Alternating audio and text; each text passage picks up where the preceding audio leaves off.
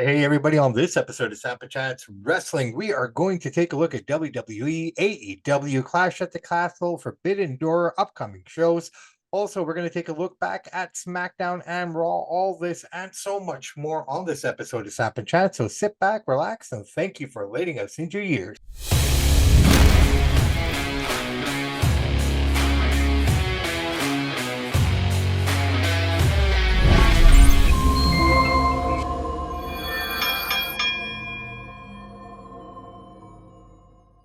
Hey, everybody, welcome back to another episode of SAMP&CHANCE Wrestling. I am your host, Bobby Sampson, joined as always, my man with the master plan.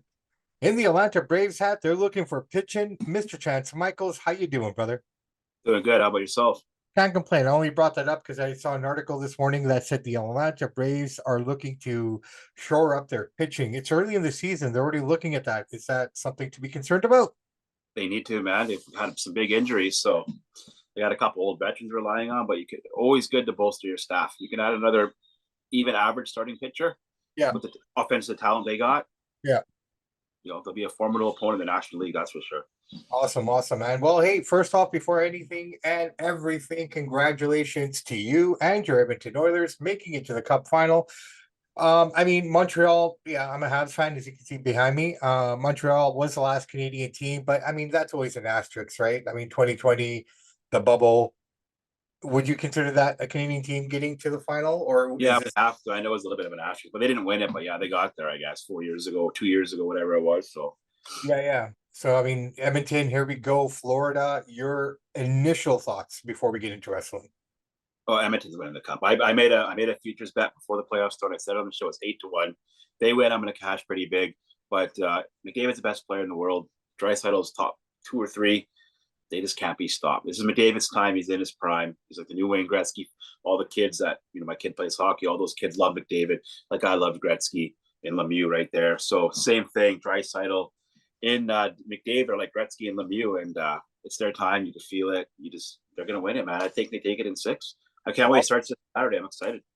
Starts on Saturday. Here we go. Florida's going to be hungry, though, because they lost last year to Vegas. So they don't want to go lose back-to-back cups. So it's not going to be a walk in the park. I'll tell you that.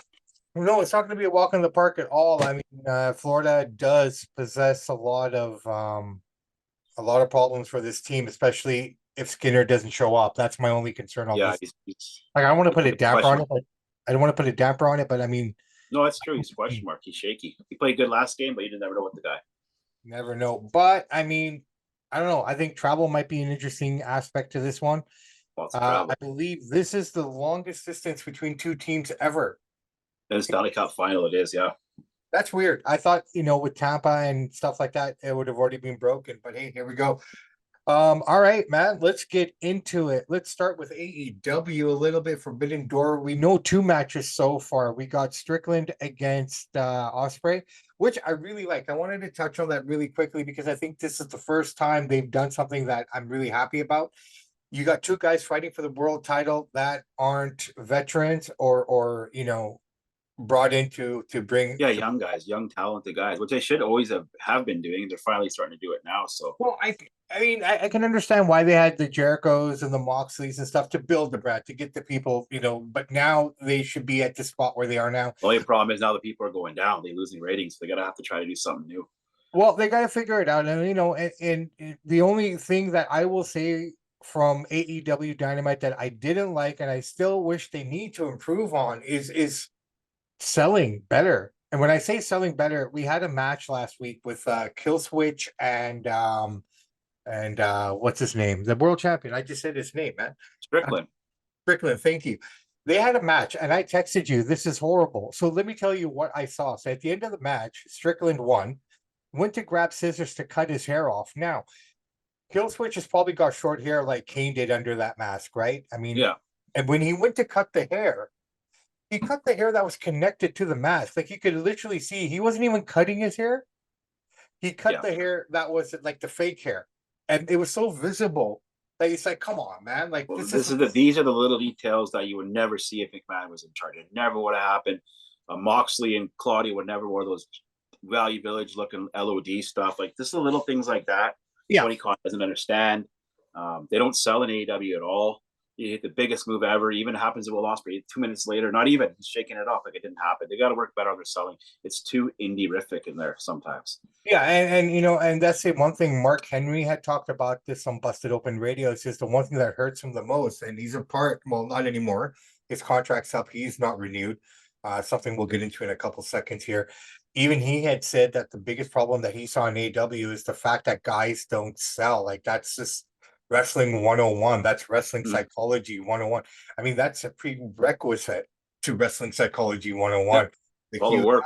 Right? You got to know how to work the psychology of it. And I just feel like this is the one thing that they're lacking. And I don't know how they're going to improve it because just get better agents backstage, better writers. They've had but these young guys don't want to listen. That's part of the problem too. That's the problem. And it's no lack of guys being back there who can teach them the right way. You got the Mark Henrys, you got the Big Shows back there, you got, the Jerichos. I mean, these guys, they should be told either you're going to start selling or following in line or out. And half these guys will be picked up by major companies. Half of them aren't any good. Yeah. No, well, that's the thing, right? I mean, if you get released from AEW, where do you go? I mean, what does that say? But speaking of that, we're seeing a huge amount of guys coming up, guys and girls coming up with their contracts here. I mean, on the WWE side, I don't think Becky Lynch should be affected too much, but never say never. You never know, right? I mean, she is a free agent now. I think she's just going to take some time off, and she'll probably re-sign with. Not going nowhere, not with her husband there. No, 100%. But I mean, if they're going to throw, Sasha Banks money at her, you can't blame her. Yeah, right. And I mean it's a lighter schedule. It might even be better for her family. Who knows? In terms of the way they work. But that being said, I don't see that happening, but you never know. Mark Henry's gone from the company now. Jack Hager's gone from the company now as well. On the WWE side, and they're not talking a lot about it, but it kind of makes sense on what they're doing with them. Ricochet's up. And Ospreay's made comments. Ospreay, man, he's very vocal. He's talking about how they're misusing him, and he's a talent that they should. But yeah. But here's the thing: I like Will Ospreay, but dude, you're not a booker. They're not misusing Ricochet. Ricochet's been there for how many years now? 6 years. Yeah, the guy just doesn't have any charisma. That's simple as that. His best match is what? Against Logan Paul, the viral moment. He's an amazing worker. He's in great shape. He flies around. The guy can't talk, and he doesn't have a look that stands out. He's a mid-carder at best. So don't be saying they're misusing him. What can you do with the guy? He can't talk. He doesn't have. No, I don't mean they're misusing him. I'm just saying they. No, he's saying that. Huh? No, I know. Will Ospreay is saying they're misusing. Yeah. I'm saying is he just can't find his groove. Like, I mean, there's so much. But there is no groove. If you don't get it after 6 years, you're never going to get your groove. It's like if you're an indie, if you're a band playing in the bar for 6 years, you're most likely never going to become ACDC or. No. You know what I'm saying? So like. Ricochet is an AEW guy. He belongs there. He's got the AEW look. He's a great worker. I love watching him work. The fact is, he's not over. He has no charisma and he can't talk. He's like you know what? And I like just to piggyback off of that, I think AEW would be the best spot for him. I mean, considering the other talent that's gone over there, they haven't been able to utilize. Like Miro. I mean, if anything, that guy's lost everything by going to AEW. He lost his wife. He lost his career. I mean, they've done nothing with him, right? And this is like some guys. We always say they do nothing, but some guys you can't do anything with because they're just not that damn good. No, I get that, but I mean, if Miro's an example, like. Well, I mean, he's proving to be right because I thought, okay, here he goes. He's going to go over there. He's a big guy. I mean, he's going to be able to really fit in there and kind of build his name and work his way back to the top, sort of a deal, right? Yeah. I mean, but it just hasn't happened with him. And then there's a few guys like that. I mean. In one way, it shows what Vince already knew, and it's kind of just coming out. I get that. But in other ways, it's just kind of like, okay, you can do the best you can, but if the fans don't latch on to you, they don't latch on to you. And, that's another part of it, right? I mean, you can have opportunity after opportunity, but if the fans don't latch on, what are you going to do? I mean, look at AOP, Authors of Pain. You look at these two. Well, hold on. You look at these two, by all accounts, they should be the biggest tag team in WWE just based on their size, their power. Mm-hmm. But they lack that charisma. They lack that intensity. They lack that, they lack that stuff.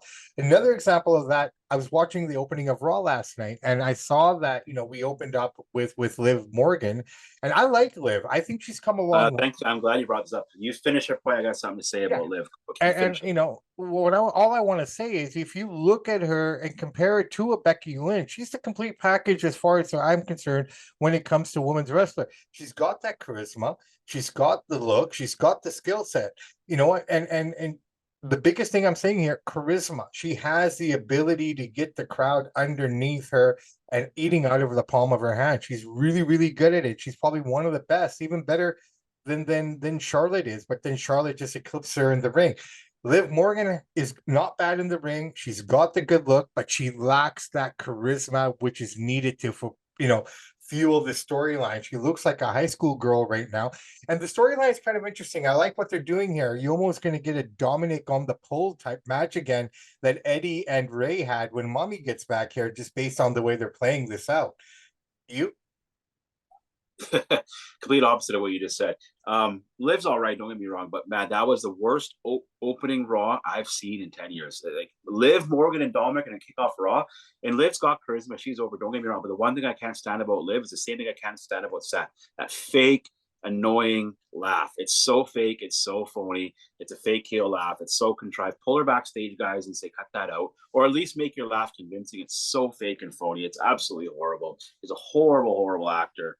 I can't stand when she does that. That opening Raw, I see that as like I gotta change this. I watch 5 minutes, I gotta change. I'll come back when it starts. I don't want to watch Liv and Dom kick off the show because when you start the show, that sets the trend for the night. It wasn't a very good Raw, but when you're putting out Dominic and Liv, it's like, no thanks. Okay, yeah, I agree with you with the opening. I wasn't too impressed by it, but I see what they're doing there. But the matches were good last time. For me, all right. I thought the matches were pretty decent. I mean, the first match we had Sheamus versus Kaiser. And they put on a banger of a match, man. This Kaiser's for real. I like him.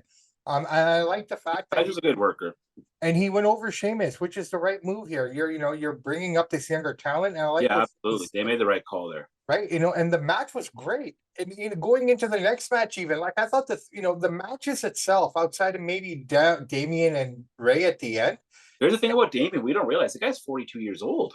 Yeah, I thought he was younger. He's an old man. So I don't think he's gonna have the belt for long. This is kind of like a thank you thing. I think he get the belt off him pretty quick. Well, he's a good worker. I don't mind his look. He's big, but he's old. And I've always was telling you guys before, he's kind of slow in the ring. I thought he's like 32, 33. I looked it up on Google. This guy's 41, 42. Oh, he's been around for a bit, man. He's been working his way up. But good for him. I'm glad he's there. But you know what? It's fine. I think this is perfect. You give Drew the belt in Scotland home, and you start moving forward with the rest of these stories here. Now there's a lot that's going to be happening. Punk is going to be coming back pretty soon too. I think Swerve Strickland's in the same spot as Damian Priest. They're just holding the belts for Ospreay and Drew. Well, I don't know if Ospreay, if you want to put the belt on Ospreay right away, though. I mean, I could see this being, because I think those guys are going to have a great match, right? I mean, both cards. Swerve is not he had that match with Killswitch. He missed a lot of moves. That spot on the apron, outside the ring, he totally missed it on Dynamite. Like he's a good worker, but he's not great. He flubs a lot of stuff. Well, I mean, everyone in AEW flubs a lot. We see that constantly, right? I mean, in every match, you can pick something out like that. But I mean, they're in the right direction. But I don't know. Yeah, they're trying. I don't know if putting it on Ospreay this quickly, because he's already got the one title, and he's just kind of dominating everybody right now, right? The problem with AEW, there's too many titles. There's CMLL, there's New Japan, there's ROH. Just too much going on in there. It's too convoluted. Nobody cares about Ring of Honor besides 100,000 people that watch it. Nobody watches Ring of Honor. I hate to say it. Nobody cares about Ring of Honor unless you're the most hardcore fan. I couldn't even name one guy in there because I could care less about it. Right. And then you got CMLL, whatever. It might be all right. New Japan's good, but it's too much wrestling. There's too many belts, too many guys we don't know. Yeah. Stick with AEW. You don't need all this outside crap. He's appealing to hardcore fans. I can see people tune it out. I can see what they were attempting to do with all these cross promotional things, and I get that, right? And I mean, AEW or WWE is doing it right now in NXT with TNA. Down there, but they're paying her good money to come out for that, man. Jordan Grace. But But the anyway, thing with AEW is like the more they convolute the product, we don't know who you watch AEW, you don't know who half the guys are. I don't care if you're the most hardcore fan. There's a bunch of people you've never even heard of coming out there. And it's just like, what the heck are we watching? And that's why you go from when AEW first came out, they had about over 1 million people. They went to about 900,000 and now they're down to 700,000. Stop with all the indie guys. The average guy ain't gonna sit through that crap. Cut it out. Cut it out. that's all Forget they about have on their 600,000 roster, people. though, man. Their More people roster. watch Jeopardy.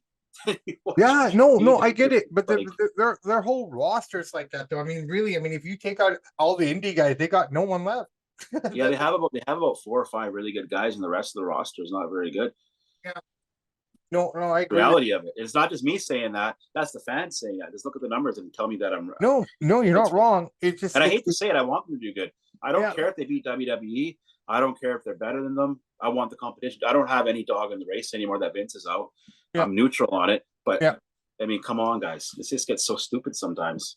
No, it does, but I think it's also the formula that they followed from the beginning. I think the one thing that they had over at WWE when they came out was they were saying that we are going to give you matches that you normally wouldn't get anywhere else by connecting with these different organizations, right? I mean, this is why you got, but like you've always said, man, and I can't disagree with you. AEW is basically Internet Wrestling Community's It headquarters, is. right? So I mean, you got to figure there's catering to them constantly and just kind of doing everything for them. So if that's the case, why are you getting Okada versus Omega? You wouldn't have got that anywhere else if they didn't do it this way. But Yeah. yes, you're right. I think it's time to pull the reins back on that. Yeah, And it's too many promotions. focusing on their own company. They need to focus on their own company and their own brand. Better storylines. Just hire better writers. They're relying too much on all the outside brands to give them that oh my god type of pop, right? But that's getting old now, as we can see, because it's happening too much. It's kind of like you said in the past, and this is kind of like the truth of Chance Michael's podcast today, man. I agree with you completely. Like, with Roman gone, I miss Roman Reigns. You realize how much of a star he is, right? No. But what I'm saying is, just as an example, with Roman gone, you really get that feeling like, okay, I miss him. Yeah, right? yeah. I want him back, even though like he was a part-time guy, but that part-time was all he needed to be. AEW is forcing all these kind of matches down your throat now that nobody, unless you're you don't know who they are. That's the problem. Who are these guys? Some of these. You look at the whole thing. I mean, just in general, even, and I've been watching Dynamite religiously now for the last 2 months, and I'll be honest, man, I still watch a match. I'm like, who is this guy? Exactly. And you know wrestling better than most, and you don't even know who half these people are. Well, that's the thing. I'm getting to know them now, right? Honestly, I mean, I'm enjoying the shows more, but it's hard to swallow. Like I'm saying, I'm enjoying it because I'm a wrestling fan. At the end of the day, I love wrestling, and I'll watch a show for the show, right? I mean, that's the difference between what we do and the casual fan does in boxing or wrestling. I mean, for example, this weekend in boxing, you don't have anything major, but you got a great, amazing prospect card. Guys, make sure to check out the boxing show to hear all about that later on today. Or later on this week, sorry. It just, those are the kind of matches that are for the real fans. AEW, you got to be a wrestling fan to fucking sit there and watch that shit. And even then, it's like, holy crap, this is almost over. Like sometimes it gets bad. Well, I mean, for me, I'm lucky because Monday is my day to kind of, take care of home and things. So I have Raw in the background. And like I said, I had no problem with Raw last night. It was all right. It was better than outside of the opener, but the matches were good. I mean, the matches were really. Yeah, Kaiser can go. He's a good worker. He knows how to go. And Sheamus always puts on a good match. Right. But not even just that match. I thought the Finn Balor match was really good as well against Dragon Lee. I thought that was a really good match. Just overall good match. I'll give Dragon Lee credit. He's in great shape. He looks good.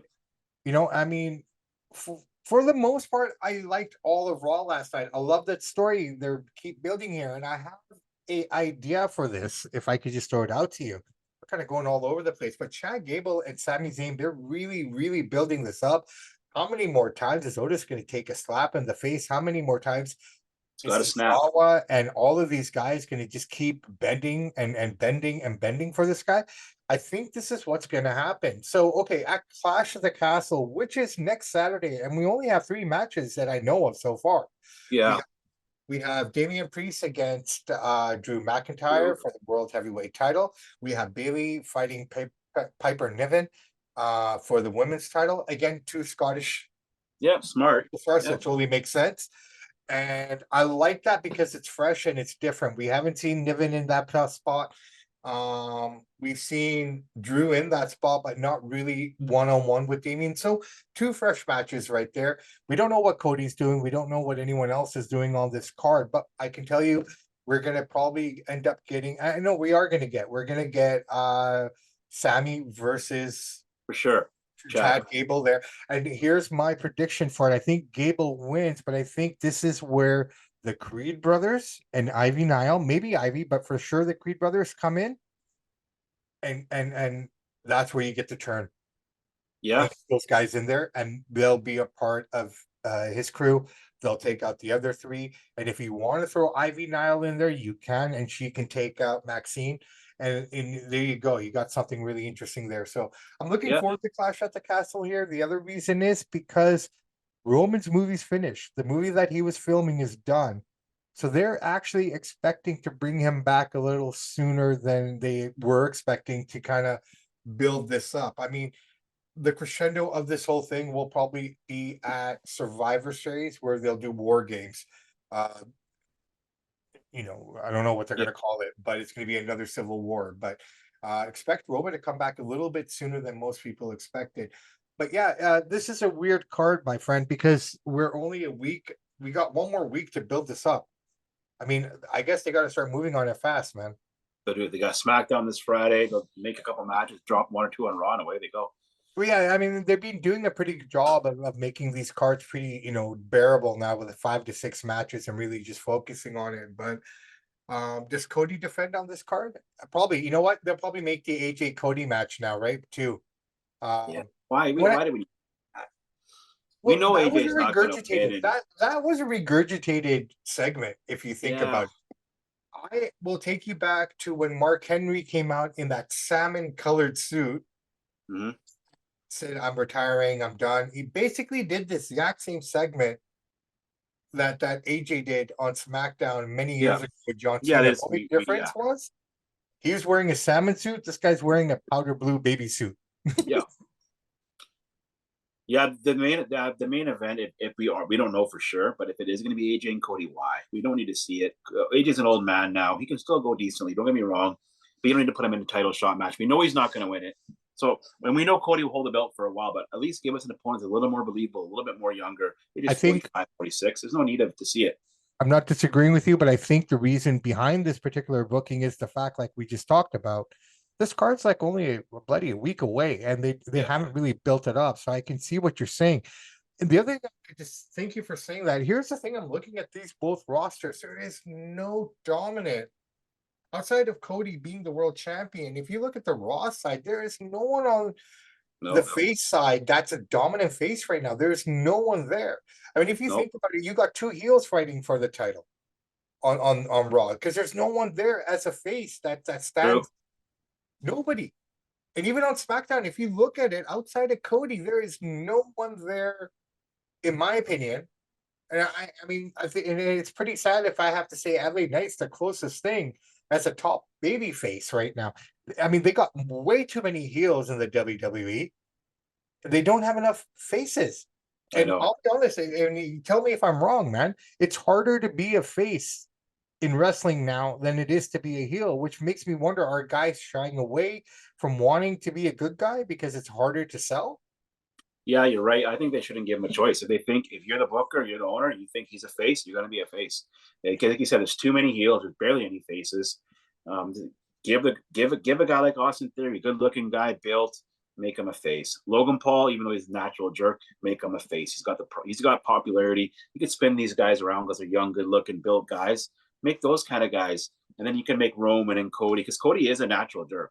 If you watch that show with him and Brandy, he is a jerk. No, he's a totally good heel, but that's the thing, So right? that's I mean, maybe switch it around a little bit. Get the younger, the built guys. Let them like the Hulk Hogan kind of thing. Let the built yeah. guys. Well, I mean, Logan Paul, even Logan Paul could be a good face.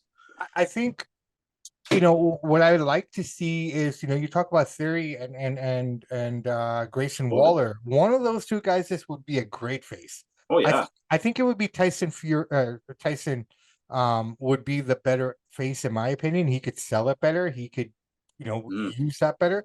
Grayson just got that feel, and I think just with that Australian accent, you got to be an ass. I don't mean any disrespect Yeah, you're right. to Australians or anything like that, but just using his accent and the way you can twist words, Grayson, in my opinion, is a better heel.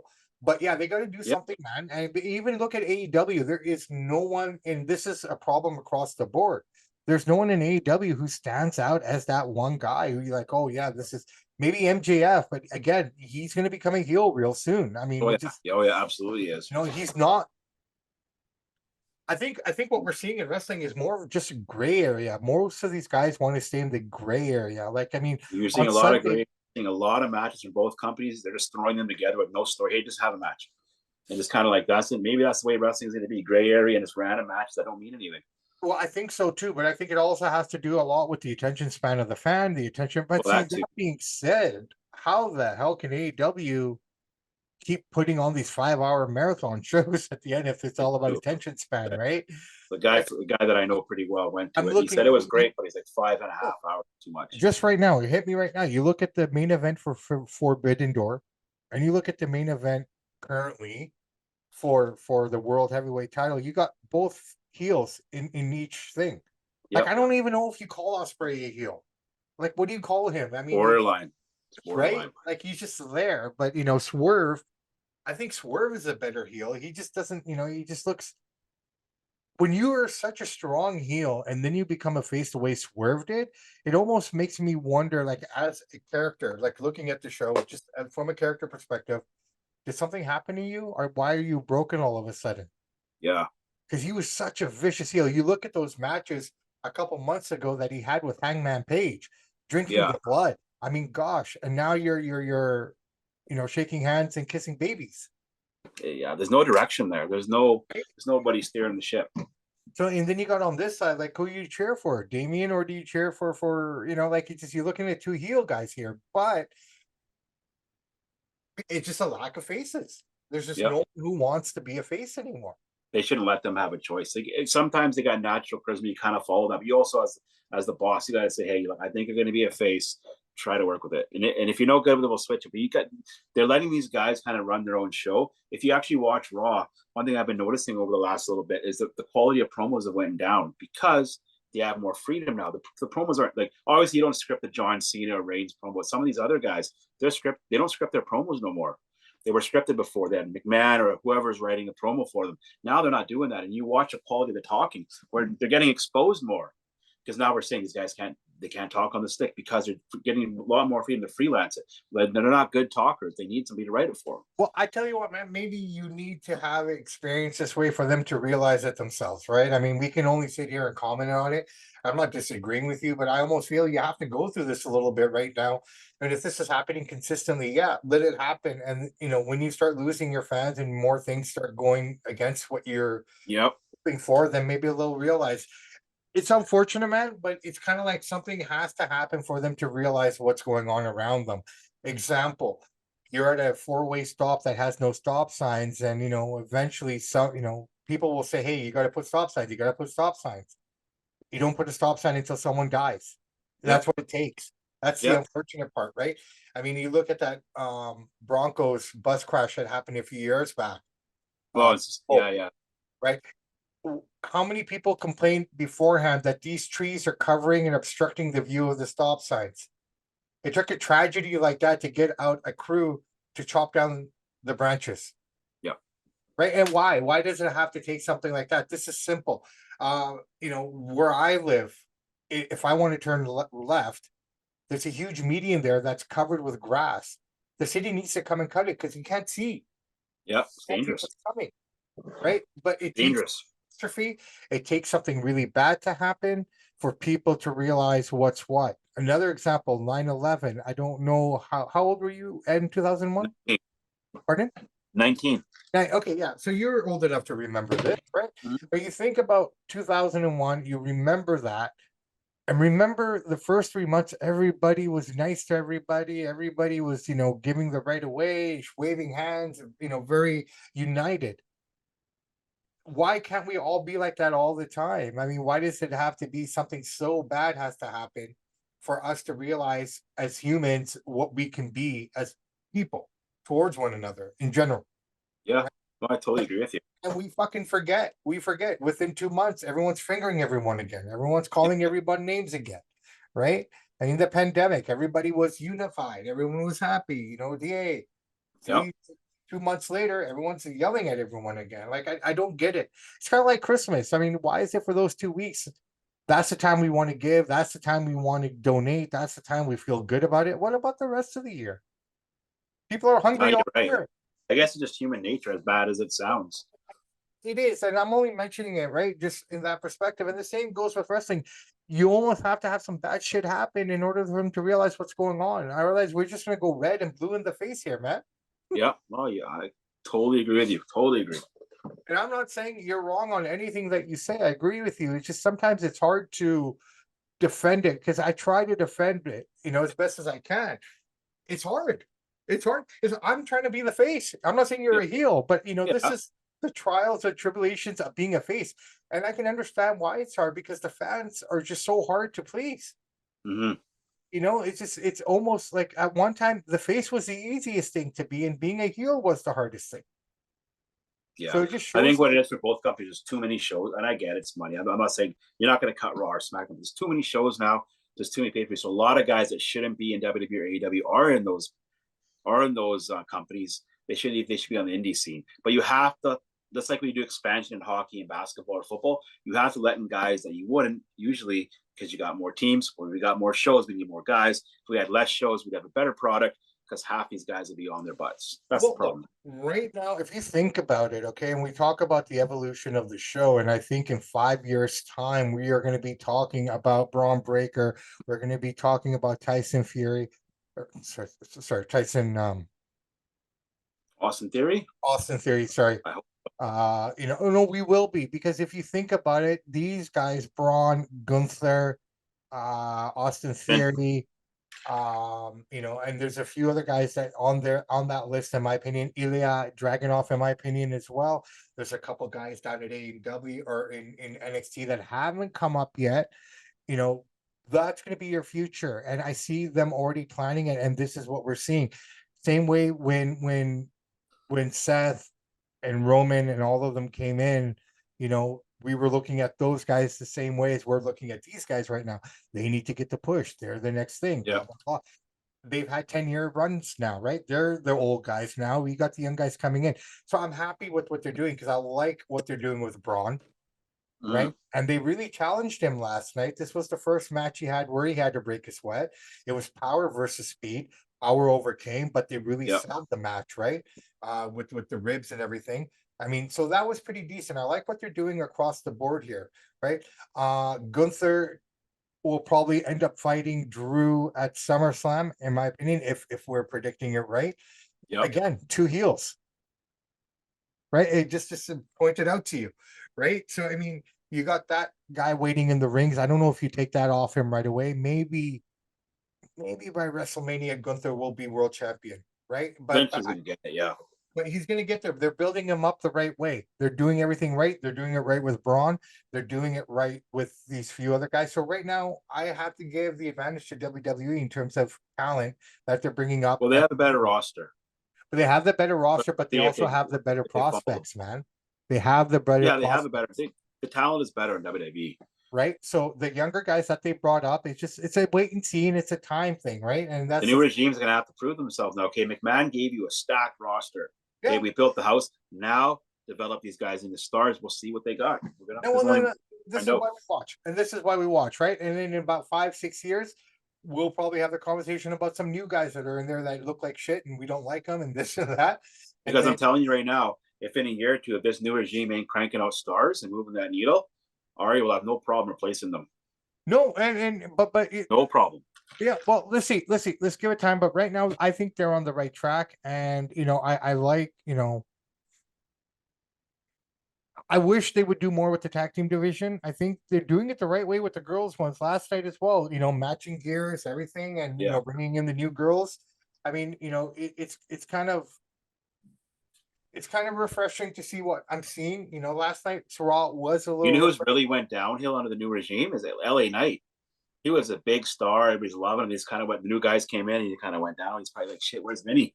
Because like he's a mid carder at best now. Well, that's the case with most of these guys, right? But that being said, he's probably the biggest face going right now, maybe outside of Randy Orton, right? I mean, Yeah. he's the veteran, right? So I mean, and Orton Randy too, I feel they're not booking him very good. He's kind of in mid card now. He's only got a couple years left. Give him another run, you know. I think Randy will get another run. I think the right move would have put him in that position at SummerSlam, just to kind of build it up a little bit better here. Because I mean, I think that Cody and Randy program would have been a lot of fun to watch. If it's going to be a filler program until Roman comes back and you get the ball Good rolling, filler. that would have been a great program. Maybe after this is where they're going to go, but now you have, yeah, because he doesn't have anyone to fight in So I SummerSlam. mean, he's hanging out with Kevin Owens. Like you're one of the best superstars in the last 20 years, and you're hanging out with Kevin Owens. But What does that tell you? it's just finding a place for him. Plus, you're protecting him, right? I mean, the guy. I'm not saying he's fragile, but I mean the Oh, little. he is. He's injury prone, but that's what I'm saying. So get him up and have him some big matches now. He's early 40s, and he can ride off into the sunset. And I think this is the direction you're going to go. You're going to get past this, Clash at the Castle. Then you got Money at the Bank, and then you got SummerSlam, right? So, I mean, ultimately, I think this is the way to go. You build this up at SummerSlam, and it Yeah. goes in that direction. And this is his last major run. Oh, And yeah. and if you're going to take it off of him, who better not to take it off of him except Randy, Yeah. and then flip it back at Survivor Series. Or even if you don't want to give him the belt, get him off the mid cards. Like get him up in the upper echelon here because he is upper echelon guy. But when you're hanging out with Kevin Owens and stuff like that, you're mid card. Yeah, yeah. All right, brother man. We have been going back and forth, and this has been a fun conversation. I've really enjoyed it. I think the sun's breaking out here, and it's kind of like the revelation, right? So it's beautiful. It's beautiful. Who's that behind you? I can't see it clearly. Tell me. The one and only Lomachenko. Oh, okay, cool. Where'd you get that from? I've had it for a while. I've had it for a couple of years. I just ordered it online. Nice, man. Very cool. All right, brother man. I tell you what, let's wrap it up here. So we basically know what's what for the rest of this week here.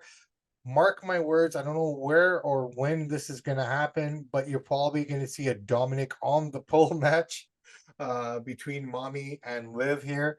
That should be interesting. Other than that, do you have anything you want to add? No, man. It was Dynamite wasn't bad. I'll say I like that Casino Gauntlet match. The way the Pac flies around so effortlessly. They say gravity forgot him because he's so small. It's funny that he flies so effortlessly. The guy is an amazing. He's got no charisma. He can't talk to save his life. But build, I think he's one of the best wrestlers in AEW. Like he's just so strong and fast and fierce, and like he'll never be a champ because he just can't talk. But great worker though. I appreciate that, man. Promo classes for everybody, right? Mm-hmm. But you know what? It's like. Well, shout out to Pac because every week when I see him, I was like, yeah, I want to watch AEW because I'm going to see this guy. And he's. I always liked. What was his name in WWE? I can't remember now. He was great. I liked him then too. Yeah, I know. I've been thinking about it. Is that something Adrian? It started with an A. But I liked him back then. Like he could fly. I'll look him up. Poor guy. I'll look it up. One match I am looking forward to at some point in the next year or two.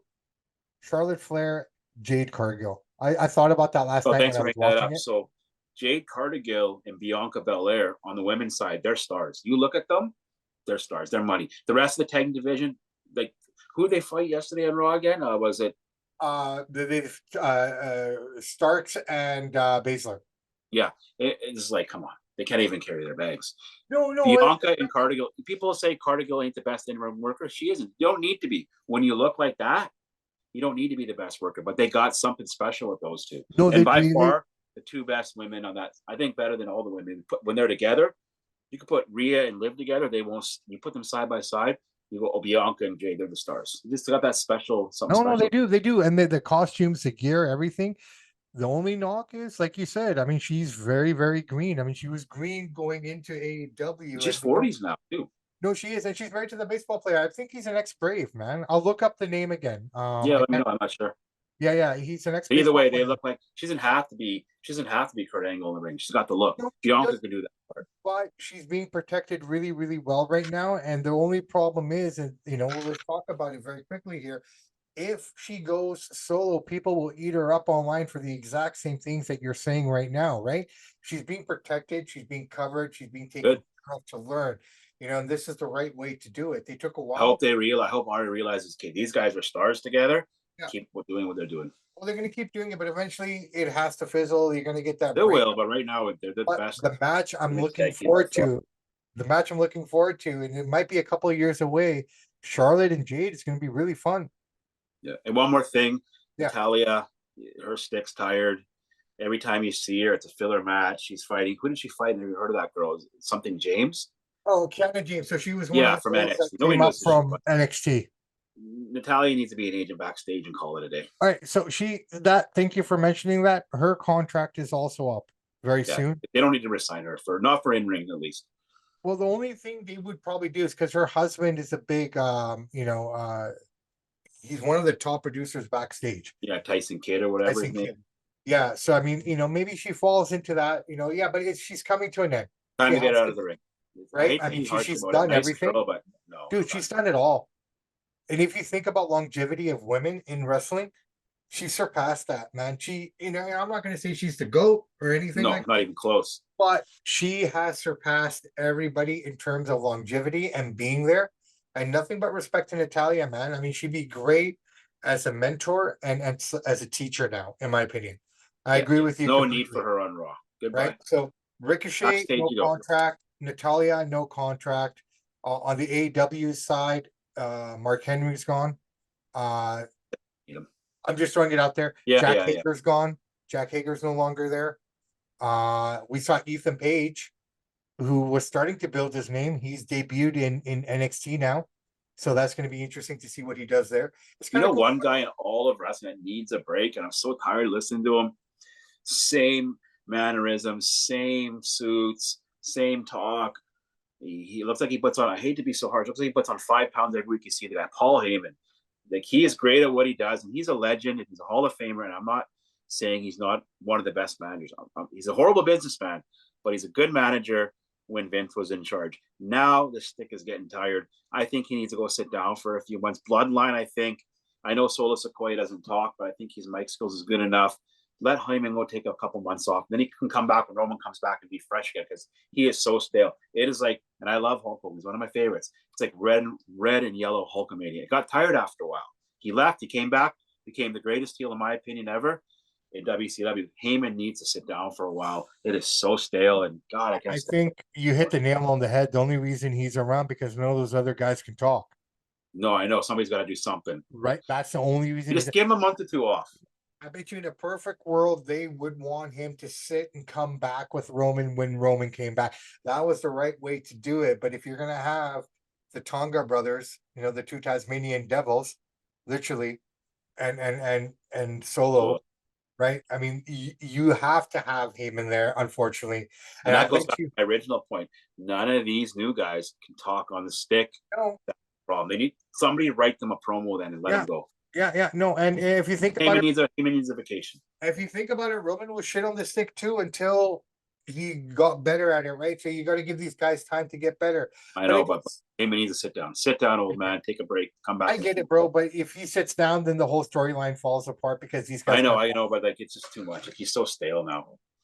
Fair enough, man. Fair enough. All right, brother, man. Let's wrap it up here. My name is Bobby Sampson. His name is Mr. Chance motherfucking Michaels. And in the words of the great AC/DC, those that download, like, and subscribe to the podcast, we salute you. I apologize for the MF, but it just fit so beautifully at that moment. Guys, it is Tuesday. It's a beautiful week. Hopefully the weather starts to pick up. We're supposed to get some hotter temperatures this week. But you know what? Take the cold while we can, because soon everyone's going to complain it's too hot. Yep. Guys, be safe. Do what you got to do. Just take your time. Get home to your families. And just be happy. That's all we ask. And ultimately, at the end of the day, the biggest message that we can send to you: don't give up on your dreams. Don't keep fighting for what you believe in, no matter what it is. Your thoughts, your opinions, your views, your rights. Don't stop fighting. Fight for the real stuff. And remember, anyone who shits on you for what you want to achieve, they're just shitting on you because they can't do it. they're afraid to do it, and they hate themselves because they can't. Samp and Chance,